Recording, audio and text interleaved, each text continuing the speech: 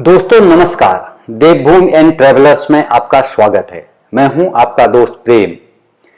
दोस्तों, उत्तराखंड के सबसे लोक चर्चित व न्याय के देवता गोलू देव के भक्त अब केवल उत्तराखंड तक सीमित नहीं है, बल्कि पूरे विश्व में फैले हुए हैं। उत्तराखंड में गोलू देवता के 4 प्रमुख मंदिरों में से एक घोड़ाखाल नैनीताल स्थित मंदिर की संपूर्ण जानकारी हमने अपनी पिछली वीडियो में दी है, जिसे आप ऊपर दिए आई बटन या नीचे डिस्क्रिप्शन में दिए हुए लिंक से देख सकते हैं। उस वीडियो में हमने आपसे वायदा किया था कि गोलू देवता के जन्म उदय के बारे में हम एक अलग कड़ी लेकर आएंगे। इसी वायदे के साथ आज हम आपको इनके जन्म व उदय की संपूर्ण जानकारी आगे देने वाले हैं। आप धैर्यपूर्वक हमारे साथ बने रहें। हमारा मानना है कि यह न्याय के इकलौते ऐसे देवता हैं जो किसी विशेष वर्ग या समुदाय तक सीमित न होकर इनके दरबार में आने वाले हर एक श्रद्धालु की मन्नत जरूर पूरी करते हैं, इसलिए सबके श्रद्धा स्रोत हैं। 15वीं शताब्दी में उत्तराखंड के ग्वालियर कोट चंपावत का प्रतापी राजा चंद्रवंशज झालूराई थे। राज्य में हर तरफ खुशहाली थी और राजा भी प्रजा का हर समय ख्याल रखता था। मगर राज्य में एक कमी थी कि राजा की 7 रानियों के बावजूद उसकी कोई संतान नहीं थी। राजा को हर समय राज्य के उत्तराधिकारी की चिंता रहती थी। एक बार राजा इसके परामर्श के लिए ज्योतिषी के पास गए और पूरी दास्तां बताई। राजा की बात सुनकर ज्योतिषी ने सुझाव दिया कि यदि आप भैरव महाराज को खुश कर सकते हैं तो आपको जरूर संतान सुख प्राप्त होगा। ज्योतिषी की बात मानकर राजा ने भैरव पूजा का आयोजन किया। पूजा के उपरांत भैरव देवता प्रसन्न हो गए और उन्होंने राजा को स्वप्न में दर्शन दिए और कहा, आपके भाग्य में संतान सुख नहीं है, मगर आपकी भक्ति को देखकर मैंने निर्णय लिया है कि मैं स्वयं आपके पुत्र के रूप में आपके घर में जन्म लूँगा, परंतु इसके लिए आपको 8वीं शादी रचानी होगी। प्रातः होते ही राजा प्रसन्न हो गए और अपनी 8वीं रानी की तलाश में लग गए। एक दिन राजा शिकार करते हुए जंगल में काफ़ी दूर तक निकल गया। प्यास लगने पर राजा ने अपने सैनिकों को आसपास से पानी लाने के लिए भेजा, परंतु देर होने पर जब कोई भी सैनिक वापस नहीं लौटा तो राजा स्वयं पानी की तलाश में निकल पड़ा। जब राजा नज़दीक में स्थित तालाब के पास पहुंचा तो देखता है कि उसके सारे सैनिक तालाब के किनारे मूर्छित पड़े हैं। जैसे ही राजा तालाब से पानी पीने के लिए हाथ बढ़ाता है तो अचानक एक आवाज़ आती है कि यह तालाब मेरा है, यदि आपने मेरी बात नहीं मानी तो आपका भी वही हाल होगा जो आपके सैनिकों का। राजा ने जब सामने देखा तो एक सुंदर नारी खड़ी थी। राजा ने अपना परिचय देते हुए पूरी दास्तां सुनाई। तब उस नारी ने कहा कि मैं पंचदेव की बहन कलिंगा हूँ। अगर आप राजा हैं तो ज़रूर बलशाली भी होंगे। ज़रा उन लड़ते हुए भैंसों को छुड़ा कर दिखाओ, तभी मैं मान जाऊंगी कि आप गढ़ी चंपावत के राजा हैं। बलवान भैंसों की लड़ाई देखकर राजा की समझ में कुछ नहीं आया और उसने अपनी हार मान ली। उसके बाद उस सुंदर नारी ने स्वयं इन भैंसों की लड़ाई को छुटा दिया। नारी के इस कर्तव्य से राजा आश्चर्यचकित रह गया। तभी वहाँ पंचदेव पधारे और राजा ने उनसे कलिंगा के साथ विवाह प्रस्ताव पेश किया। पंचदेव ने मिलकर कलिंगा का विवाह राजा के साथ कर दिया और राजा को पुत्र प्राप्ति का आशीर्वाद दिया। कुछ समय बाद राजा की यह 8वीं रानी गर्भवती होगी, मगर यह बात अन्य रानियों को पसंद नहीं आई। रानी ने सोचा यदि इसका पुत्र हो गया तो राजा इसे अधिक प्रेम करेगा और हमारा मान भी कम हो जाएगा। इसलिए रानियों ने योजना बनाई कि उस रानी के पुत्र को जन्म लेते ही मार देंगे।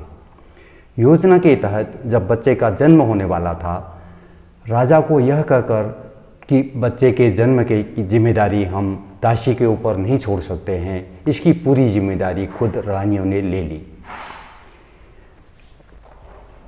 बच्चे के जन्म के समय उन्होंने यह कहकर 8वीं रानी के आंखों में काली पट्टी बांधी कि वह प्रसव का दर्द सहन नहीं कर पाएगी। जैसे ही पुत्र का जन्म हुआ, उसे गौशाला में फेंक दिया और रानी के सामने खून से सना हुआ मसाला पीसने वाला सिलबट्टा रख दिया। जब रानी को पता चला उसका पुत्र नहीं बल्कि पत्थर का सिलबट्टा पैदा हुआ है तो वह बहुत दुखी हुई। दूसरी तरफ रानियों ने पाया कि वह बच्चा गौशाला में भी जिंदा है, तो उन्होंने उसे एक काठ के बक्से में बंद कर नदी में बहा दिया। बक्सा नदी में तैरता हुआ गोरी घाट में एक मछुआरे के जाल में फंस गया। जब मछुआरे ने बक्से को खोला तो एक प्यारा सा बच्चा पाया जिसे वह घर ले आया और उसी ने उसका लालन पोषण किया। मछुआरे ने उस बालक को एक काठ का घोड़ा खेलने के लिए दिया जिसे वह रोज़ पानी पिलाने नदी किनारे ले जाता था। उसी नदी किनारे राजा की 7 रानियां आया करती थी। जब बालक अपनी लकड़ी के घोड़े को पानी पिलाता था तो वे 7 रानी कहती थी कि कहीं काठ का घोड़ा भी पानी पीता है, जिस पर वह बालक जवाब देता कि कहीं औरतों से भी पत्थर का सिलबट्टा जन्म लेता है, जिस पर वह रानी खामोश हो जाती। जब यह बात 8वीं रानी को पता चली तो एक दिन वह भी उस बालक को मिलने नदी किनारे चली आई। हर रोज़ की तरह वह बालक आया और अपने काठ के घोड़े को पानी पिलाने लगा। 7 रानियों ने फिर वही कहा कि कहीं काठ का घोड़ा भी पानी पीता है, तो बालक ने भी वही जवाब दिया कि कहीं औरत से भी पत्थर का सिलबट्टा जन्म लेता है। इस पर 8वीं रानी ने पूछ ही लिया कि वह ऐसा क्यों कहता है। इस पर बालक ने रानी को सारी बातें बता दी कि किस तरह उसे मारने की कोशिश की गई, क्योंकि वह स्वयं भैरव अवतार था। यह बात जब राजा को पता चली तो उसने 7 रानियों को सख्त कारावास की सजा सुना दी। यह बालक बड़ा होकर एक न्यायप्रिय राजा बना जिसने न्याय को सर्वोपरि रखा। वे अपने सफ़ेद घोड़े में जहाँ भी जाते वहाँ न्याय पंचायत बिठाकर लोगों को उनका हक दिलाते, इसीलिए इन्हें न्याय का देवता कहा जाता है। गोरखा युद्ध में कुमाऊं सेना का नेतृत्व करने पर जब वह शहीद हो गए तो चंद्रराज में उसके मंदिर की स्थापना कर दी। उन्हें देवता स्वरूप पूजा जाने लगा, जो आज भी कायम है। मछुआरे को यह बालक गोरी घाट में मिला था, इसलिए इन्हें बाल गोरिया भी कहा जाता है।